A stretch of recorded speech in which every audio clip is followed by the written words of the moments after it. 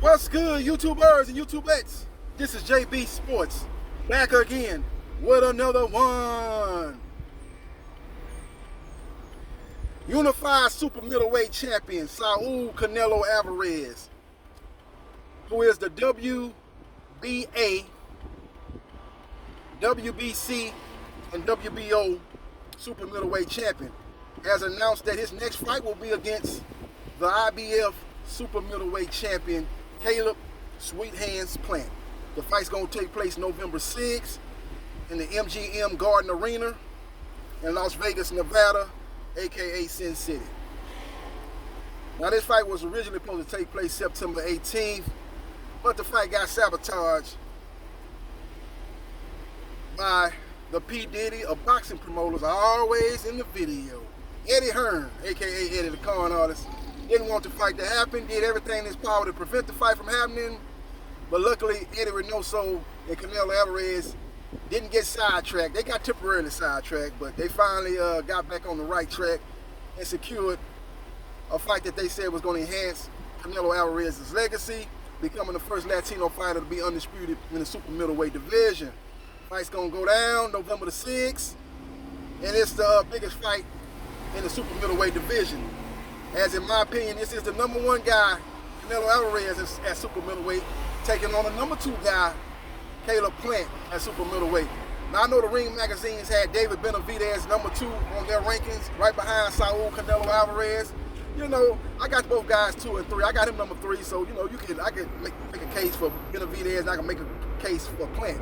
But the tiebreaker is Caleb Plant is a world champion. David Benavidez ain't, due to self-inflicted wounds, due to shooting his own self in the foot. Didn't make weight one time, and then went on a cocaine binge the time before that. Therefore, he's a two-time loser. Two-time loser as far as losing his belt, not in the ring, but outside the ring. And that's a damn shame. But it's going to be a great matchup, man. I think this is the toughest matchup for Canelo Alvarez. He's fighting a naturally bigger guy. He's fighting a guy with quick hands, quick feet, a guy that's got underrated power. This will be his toughest test, in my opinion, since the Austin Trout fight. Or you might want to say since the Ezrealanda Lara fight. Both of those fights, you could have made a case those two guys beat Canelo Alvarez. Very close, razor-thin decision victory for Canelo Alvarez. So I think this is going to be an opponent on the level of those two guys. So it should be a good fight. The only thing that Caleb Plant lacks that those guys had at the time is experience. I think Austin Trout was a more experienced fighter at the time that he fought Canelo Alvarez. And I believe that Ezrealanda Lara was a more experienced fighter at the time when he fought Canelo Alvarez. As you know, Ezrealanda Lara had fought Paul Williams. Austin Trout had fought Miguel Cotto. So those guys had been in there with, you know, A-level fighters. That's not the case for Caleb Plant. His best win is against Jose Ugataki. So that's guys to me as a C-plus level fighter. So he's never been in a ring with an A-level fighter, let alone a B-level fighter. So this will be a step up in competition, but I like his mindset going into this fight. He said this is a goal to be undisputed, and he thinks nothing standing in his way of becoming undisputed. He believes he does have the tools to beat Canelo Alvarez. So we will see what happens, and we will see what transpires. Now, this date is a very, very interesting date, November the 6th. As we know, Shawn Porter versus Terrence Bud Crawford is going to purse bid, likely going to purse bid. I don't think it's going to make it to purse bid. I think both fighters are going to go in their separate ways. I don't see Al Heyman letting Shawn Porter, who's the face of PBC on Fox pay-per-view boxing, fight on another platform. Don't see it happening. But that fight was slated to take place in November 2. So you would have potentially had 2 pay-per-views in the month of November. Not to mention the fact that that's the month you have Thanksgiving. You got a lot of college football. You got the big Ohio State-Michigan game going on during that Thanksgiving holiday.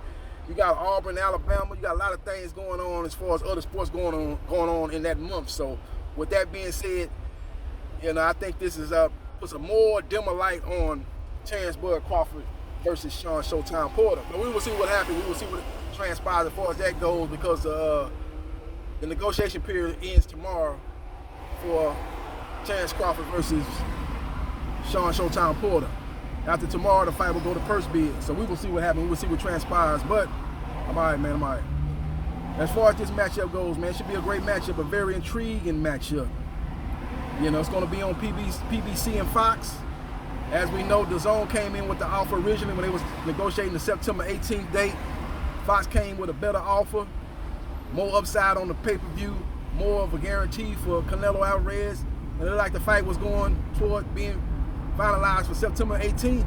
But Eddie Hearn, doing Eddie Hearn type of things, threw a monkey wrench in the negotiations, sabotaged the negotiation, trying to get Canelo Alvarez to keep fighting on an obscure app in DAZN. And I don't think people want to talk about this, but since Canelo had his last 4 or 5 fights on DAZN, I don't think, I'm not saying his popularity dipped, but his popularity damn sure haven't enhanced fighting on an obscure app. Just wonder if he would have been fighting on Fox pay-per-view or Showtime pay-per-view or even with Top Rank Boxing on ESPN pay-per-view. I think his popularity would have grown in the last 4 or 5 fights. But you gotta understand, even though he's probably the cash cow of boxing, he's not a household name like a Floyd Mayweather Jr. or a Manny Pacquiao. He's known on a household basis over there in his country, Mexico, but not here in the United States. So we will see what happens. We will see what transpires. But that's the breaking news, man. Canelo Alvarez versus Caleb Plant goes down November the 16th. MGM Garden Arena in Las Vegas, Nevada. Looking forward to it. As I think when the month of October comes up, we're going to have some good fights going down. We got Fury Wilder 3. We got Gervonta Tank Davis fighting at the end of October. Keith One-Time Thurman is permanently mentioned as an opponent. They got some other welterweights that could be taking on Gervonta. Maybe Andre Berto or Abel Ramos or Jose Cito Lopez. Whoever is the guy that ends up facing Gervonta Tank Davis, that's going to be a big fight. You got Ryan Garcia that's going to be fighting in the month of October. They talking about him fighting in the Staples Center in Los Angeles, California, IA against Jojo Diaz. Ooh, yeah. Sorry I left you crying. But since you've been gone, I've been all alone. Yeah, old Jojo Diaz, they talking about that going down in October. I think Devin the Dream Haney is possibly coming back in either October or November. So I think October and November going to be rocking as far as boxing goes, man. We've been going through a trying time, man. A lot of fights getting canceled, a lot of fights falling by the wayside, but we still got some good epic matchups. I'm hearing about Jaime Munguia against Gabe Rosado. That's a good under-the-radar type of matchup, man. You look at Rosado's record, you don't think he's that great of a fighter, but he's had a lot of close decisions, a lot of disputed decisions. But that guy is one of the best fighters in the middleweight division. He's not the creme de la creme, but if I can guarantee you, I could put him in my top 10 easy in the middleweight division. And a lot of people thought he won the fight before his last fight when he fought Daniel Jacobs. I actually thought he won that fight. They gave it to Jacobs, man, because Jacobs was the A side of that fight. Jacobs is setting the stage for moving up to 175 and take on Joe Smith, which will be a huge fight either at the end of 2021 or in the first quarter of 2022. So we will see what happens and we will see what transpires. That's some of the things going on in the sport of boxing, headlined by the biggest fight in the month of November and arguably the biggest fight in boxing for 2021. If it ain't Plant versus Alvarez, it's Wilder versus Fury 3 in my opinion. Damn what you talking about with Anthony Joshua versus a blown up cruiserweight in Alexander Usyk. Eddie Hearn's going to try to pump that fight up as the biggest fight of 2021. As he says again, Anthony Joshua is doing what other heavyweights ain't doing. He's fighting the best of the best.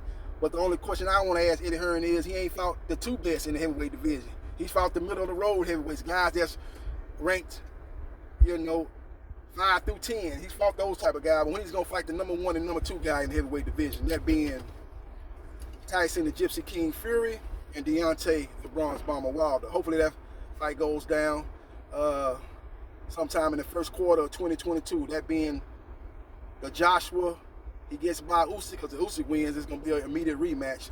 But Joshua gets by Usyk and he takes on the winner of Tyson Fury versus Deontay Wilder. If it's Deontay Wilder, I highly doubt the fight gets made. I don't think Eddie Hearn or his daddy, Papa Hearn, want to have anything to do with Wilder right now.